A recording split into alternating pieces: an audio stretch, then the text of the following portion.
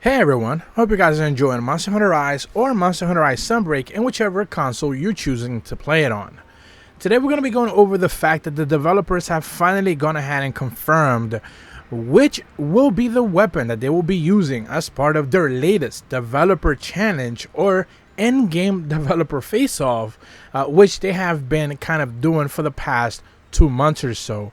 So about last week, I think it was, when the developers basically put up a developer tweet essentially confirming that the next developer challenge versus a Flaming Aspinas as a part of a brand new Hazard event quest that we will be getting later this month in April. Essentially, players had the choice for the developers to either go ahead and play as a longsword user, as a hammer, or a greatsword. There was a lot of votes in both the North American and in Japanese Twitter posts that they decided to post.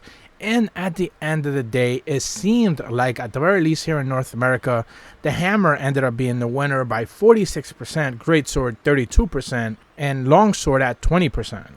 Meanwhile, for the Japanese post, they also had hammer winning by 43%, greatsword was last at 23%, and longsword being at 32%. That shouldn't come to too much of a surprise, since longsword is a relatively popular weapon in Japan. So basically, tallying up all the polls together, all the numbers, all the total votes, it meant that hammer would end up being the weapon based on their actual voting. And a few days later, they decided to take that into social media to simply confirm that the votes are in and the weapon you've chosen for the next Sunbreak Developer Challenge is the hammer. Prepare for maximum bonk, as the developer team members will be facing a Flaming Aspinas head-on in a Hazard quest. Will we see a stunning victory? Find out next month. And this was posted pretty much towards the back end of March, but of course now, being April, they were alleging to, of course, have this developer quest and developer challenge available towards the back end of the month. Now, the interesting thing is, of course, this is one of those Hazard event quests. Now, we have spoken about Hazard event quests in the past. If you haven't necessarily been paying attention, essentially event quests are part of this brand new wave of event quests that we have been getting since, I believe, the last quest in the third free title update.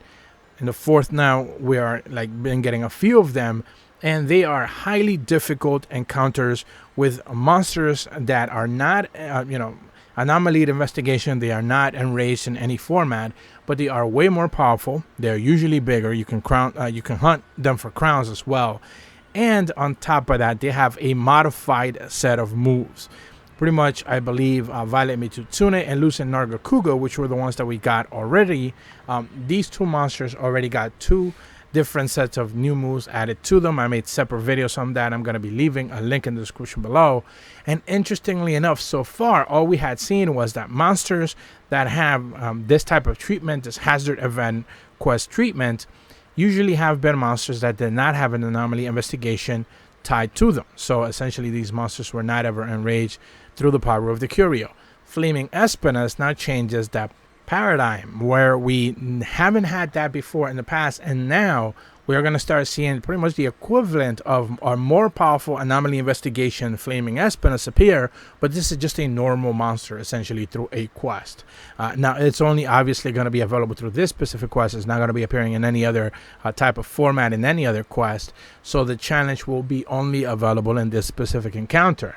And of course, the developers simply seem to be putting a lot of work into these specific monsters, in the same vein that we see like these new risen versions of Anomaly Investigation Elder Dragons, Camelios, Kushala Daora, and Teostra, also post Anomaly Investigation level 211, get different movesets, new powers, and stuff like that. So they are doing a lot of stuff for when it comes to Endgame, but they are treating them in a very different way. If you decided to go through the grind of Curious Crafting and, Anomaly Investigations, then you get to see those, risen elders, in their powered up states.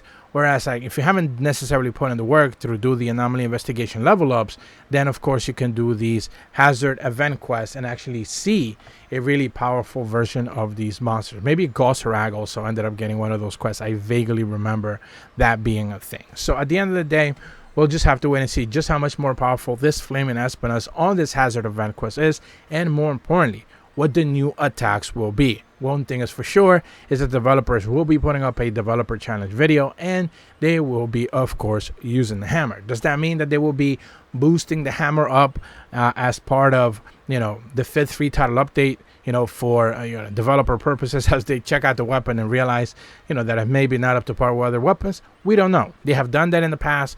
Maybe they will end up addressing that into the future. We don't necessarily know. What I do find interesting, though, however, is that they did decide to go with the Great Sword and the Long Sword as 2 other weapons of choice for this specific challenge. They know they couldn't necessarily give, a relatively 2 weapon to be able to have these encounters, and actually be able to get away with it. Although some of the gameplays that we have seen from the developers have been highly edited at the end of the day.